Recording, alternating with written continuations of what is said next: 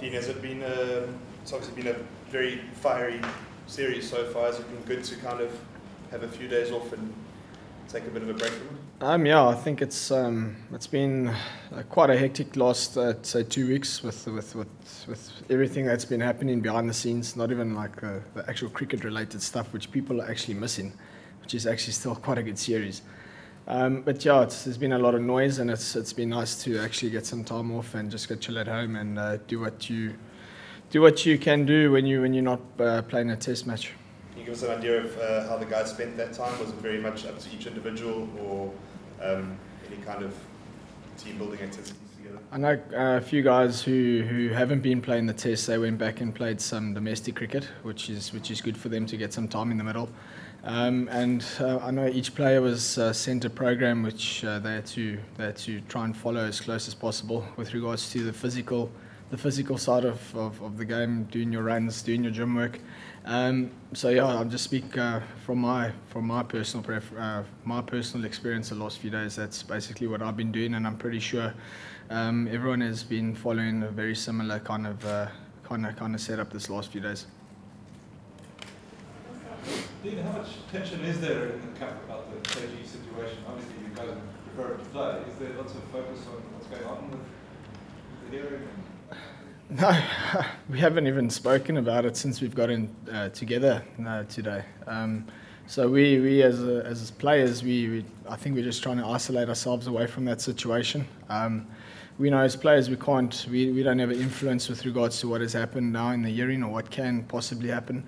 But it would be nice to put it behind us now. I think there's been so much noise, and people have actually forgotten that there's, like I mentioned earlier, there's such a great test series actually happening between two extremely strong and competitive teams. It's just a pity that all this backroom noise is actually hindering, which is quite exciting test series. So it would be nice to, whatever happens, we just put it behind us, and whether KG's playing in the third test or not, it's out of our hands, and hopefully we can just put this behind us and we can just carry on playing cricket. The uncertainty can't be very good. You want to know what you're saying. Oh, I mean, it's having him in the side is massive for us. I think it's massive for the game. It's massive for the format, because KG is an extremely special cricketer.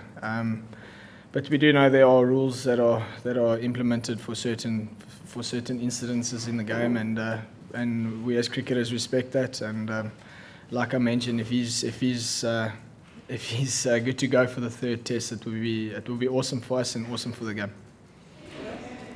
What's your experience of the intensity being like? I mean, you're one of those players that tends to like it if guys have to go at you. Have you encountered any of that, and if you want to go back?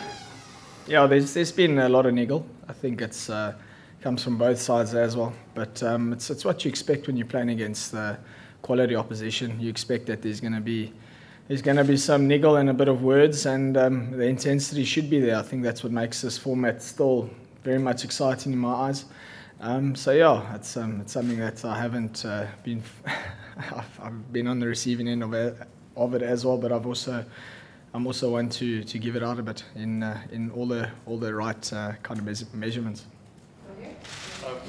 Dean, you've obviously had a good 2017, and do you feel that 2018 hasn't really got going yet? It's been a little bit frustrating. I actually feel that I'm batting nicely.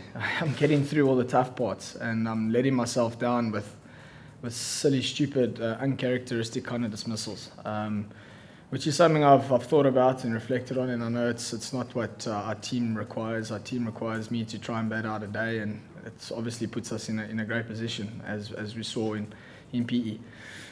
So yeah, I think it's always going to be difficult to follow up on which was a very good year last season, but I'm aware of it, and like I've mentioned, it's a little bit frustrating, but as a player you need to address certain things with yourself, and you need to try and get past it.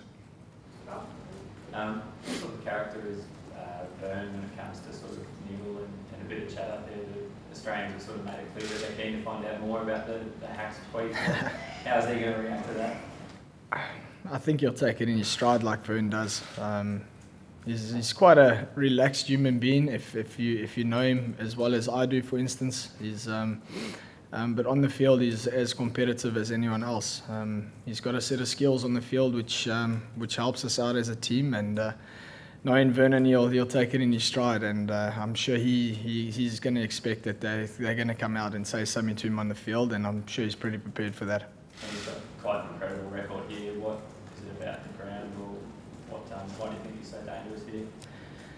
I don't know. I think it's the crowd that gets him going. This has been his home ground his whole career, and his record speaks for itself here at Newlands. It's a special venue for any South African cricketer to play at, but I think even more so for him because of he's basically been brought up here in this ground. I don't know. I just think he's got a pretty special record throughout South Africa. I just think this place is maybe magnified a little bit more because it is his home ground. Dean, the last test that was here was over in effectively 3 days, and the wicket was praised by both sides. Probably considered the best wicket of that series. Result wickets, exciting crickets. Are you expecting something similar? I don't know, but I've got no clue. I actually haven't even walked on the square yet to see what kind of wicket we're going to potentially have. The wicket we played against India was quite a sporty wicket, but it actually created a good vibe throughout the few days that we played here, and I thought it was actually quite exciting Test cricket. So I don't know what the caterer or the head groundsman is going to give to us come the start of the test. I'm not in that position to give you any info because I just don't know what has been spoken of it yet. Dean, how did you guys have handled making the line? Because you're out a couple of times, but how do you think overall? Are you talking about me or the team? Start with you, then, I've handled it quite crap, if you're honest. No, but those are the kind of things I alluded to earlier. It's just simple, silly dismissals that are very uncharacteristic of mine. And in the past, I've actually handled him quite well. But I do know he's developed his game massively in the last 2 years. And I also need to be mindful of that and still trust my defence against him, which I know can create different scoring opportunities, as it proved in the first innings in PE. But in general, I think we've played him quite well. The left-handers are going to always have a tough time against him with the extra rough that's created, and the wickets seem to be a lot drier. So our right-handed batsman coming into the mix is quite important for us.